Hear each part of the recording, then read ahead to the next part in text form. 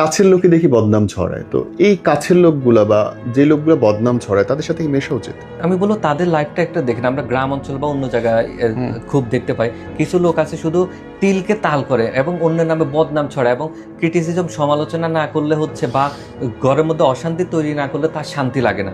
এবং এই ব্যক্তিগুলোর আপনি জীবনটা দেখেন, এরা পারিবারিকভাবে বা ব্যক্তিগতভাবে মানসিকভাবে এরা শান্তিতে থাকে নাকি এরা অসুস্থ একটা লোক?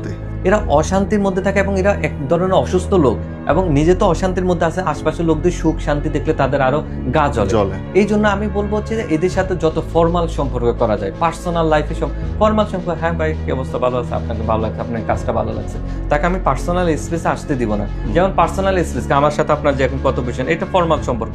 আমরা যখন হচ্ছে দুজন কাঁধে কাঁধে হাত দিয়ে চা খেতে যাবো, আড্ডা মারবো, দ্যাট ইজ আমার পার্সোনাল সম্পর্ক। আমি যদি দেখি আপনি এই ধরনের হচ্ছে টক্সিক পার্সন, আমি আপনাকে পার্সোনাল লেভেলে কথা বলার হচ্ছে আপনাকে পার্সোনাল লেভেলে আসার সুযোগ দিব না। অতএব এই জায়গায় তাদের থেকে প্রটেক্ট রাখার চেষ্টা করবেন। এটার লাইফে দেখবেন এখনকার সময় অপর ব্যক্তি আসলে সে মানসিকভাবে সুস্থ কিনা, সে হচ্ছে নিজে সুখে শান্তিতে আছে কিনা। কারণ যে অশান্তিতে থাকে সে আশপাশের লোকটা আরো অশান্তি বাড়াতে চায়। এটা সুন্দর, যে অশান্তিতে থাকে সে পাশের মানুষটাকেও অশান্তিতেই ফেলে।